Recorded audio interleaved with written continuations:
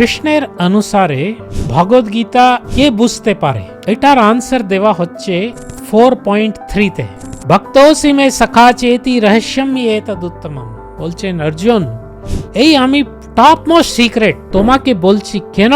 তুমি হচ্ছে আমার ভক্ত আর আমার সখা, বন্ধু। তো গীতা যা আছে স্পেশালি ভক্তদের জন্য করা হয়েছে। 3 রকমটা সাধক হয়, যোগী হয়, জ্ঞানী হয়, ভক্ত হয়। তাহলে এই গীতা সায়েন্স আছে ভক্তদের জন্য স্পেসিফিক্যালি। তাহলে গীতা যদি আমাকে বুঝতে হবে, আমাদেরকে কোয়ালিটি কিরকম হতে হবে? অর্জুনের মতন হতে হবে। আর অর্জুনের কি কোয়ালিটি ছিল? ওই ভগবানের ভক্ত আর ভগবানের সখা। তো ভক্তি মানে কি হয়? প্রেম আর সেবা যেখানে হয় ওখানে ভক্তি হয়। কৃষ্ণের কে প্রেম করার, কৃষ্ণের সেবা করা। যেমন একটা ছেলে মেয়েটা, ওরা যখন প্রেম করবে কিরকম হ্যাপি করব এটা চেষ্টা করে, প্রেম আছে ওদের, এরকম ভক্তি এটাই মায়নে।